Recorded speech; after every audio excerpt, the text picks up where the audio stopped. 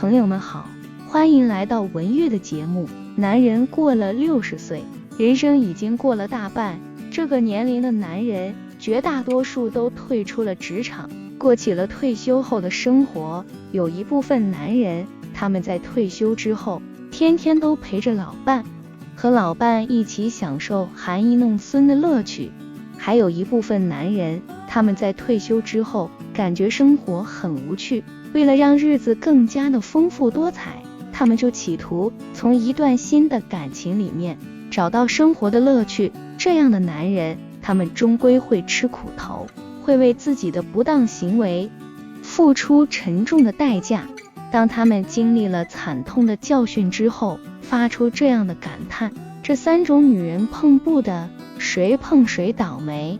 下面一起来听听赵大叔的自述。我是赵大叔，我今年63岁，老伴今年60岁。自从我3年前退休之后，就对老伴越来越看不顺眼，非常讨厌和他待在一起。在我没有退休之前，我整天都忙于工作，根本没有太多的时间和老伴相处，所以才没有对他相看两生厌。自从我退休之后，就不得不每天24个小时和老伴待在一起。我和老伴待在一起的时间越长，就在他的身上发现的毛病越多。以前我下班回到家里，老伴就会把饭菜准时端上桌，让我回到家就有热乎乎的饭吃。自从我退休之后，老伴就要求我和他一起做饭。他说，既然我也退休了，有了大把的时间，就理应和他一起分担家务。我和老伴一起干家务也就罢了，关键是他在家里的形象实在是令我不忍直视。他整天都穿着睡衣在家里晃荡，头发也乱蓬蓬的，让我看着都闹心。我提醒老伴让他注意一下形象，他根本没在意，说这是他自己的家里，他想咋就咋样，谁都管不着。老伴不听我的，我也拿他没招，但我实在不想和老伴待在一起，于是就只能向外寻觅感情。为此我做了很多的准备，我故意以老伴打呼噜为理由，搬到另一个房间睡觉，还故意找茬和老伴吵架，将放在他手里的退休金存折要了回来。当我做好了前期的铺垫之后，就抱着广撒网多脸鱼的指导方针，给所有认识的单身女性发了消息。在我的不断邀约之下，终于就有一个女人上了钩。那个女人是我的发小，她自从和老公离婚之后，就一直租房生活，日子过得捉襟见肘。在我给她买了好几件新衣服，又给她发了几次红包之后，她就欣然接受了我，答应做我的红颜知己。自从我和她做了情人之后，感觉生活立刻就变得有趣。我每天都以各种借口和情人约会，并且乐此不疲。在这期间，我为情人花了不少的钱。老伴发现我的退休金1分钱都没有存下，于是就对我起了疑心。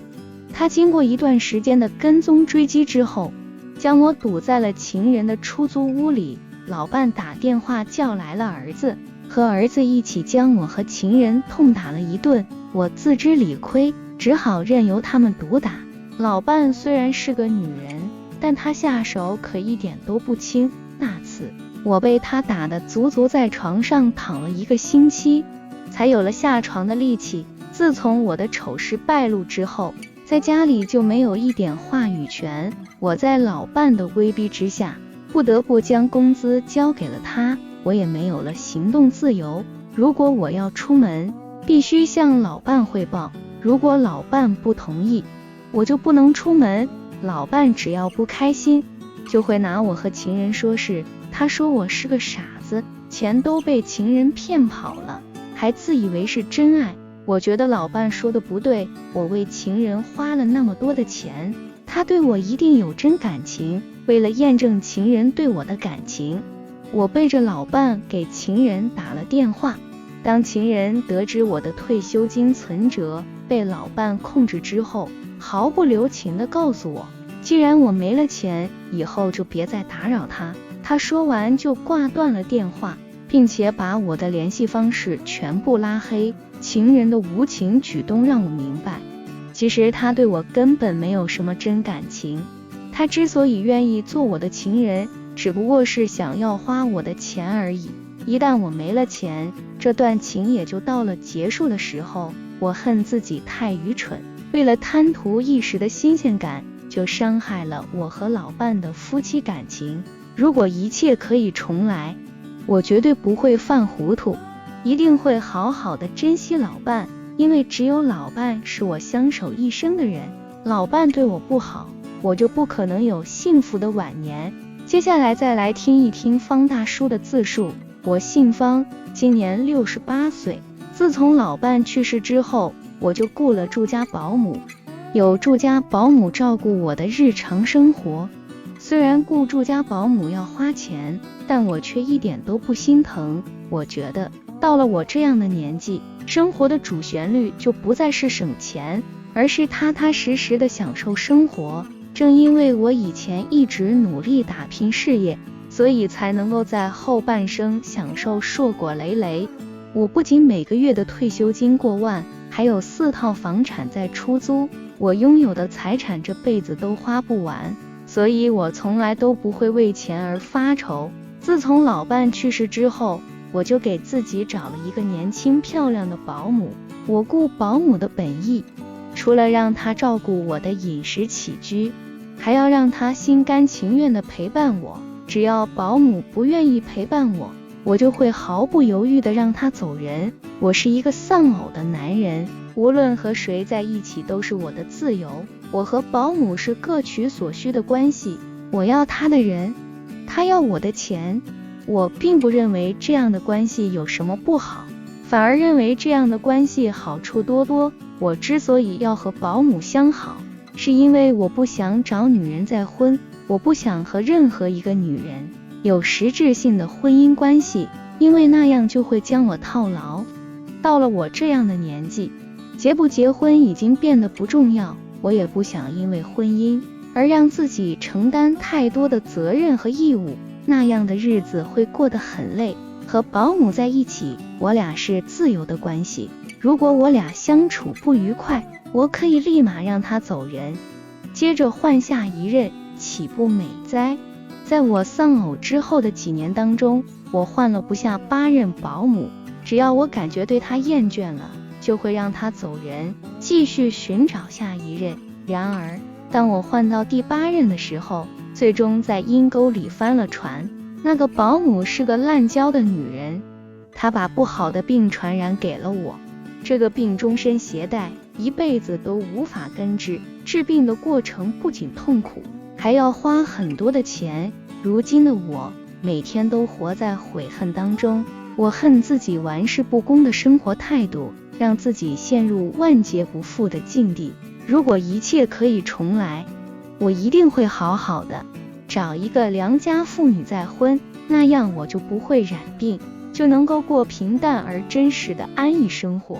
接着再来听一听严大叔的自述。我姓严，今年62岁，和再婚老伴在一起已经生活了2年时间。在这2年的时间里，我不仅付出了感情，还付出了我全部的金钱。我和初婚妻子离异10多年，一直一个人过着独居的生活。虽然我是一个人过日子，但那时候我每天都在忙碌的工作，根本没有时间伤春悲秋。自从我退休之后，我每天都无所事事地待在家里，感觉时间实在是难以打发。在这样的情形之下，我就有了再婚的想法。在一个偶然的机会，我认识了比我小10岁的小何。小何那时候已经退休，他每天都把自己打扮得漂漂亮亮的，让我深深地为他着迷。他做的饭菜非常好吃，很符合我的口味，他干家务也非常的麻利，一看就是利落人。我倾慕于他干净利落的气质，并且深深地爱上了他，发誓要娶她为妻。当我鼓起勇气向他求婚的时候，他对我提出了一个要求，他他说他的儿子还没有买婚房，只要我拿出60万块钱帮他儿子付清房款的首付，他就会嫁给我。我毫不犹豫地答应了他的要求，既然我爱他，我就愿意给他花钱。在我给了他60万块钱之后，他很快就兑现了承诺，和我领取了结婚证。我原本以为结婚是幸福生活的开始，谁知婚后的生活却大大的出乎我的意料之外。我没想到小何居然那么的爱子如命。我俩结婚之后，他就将他的退休金全部交给了儿子，让他存起来买车。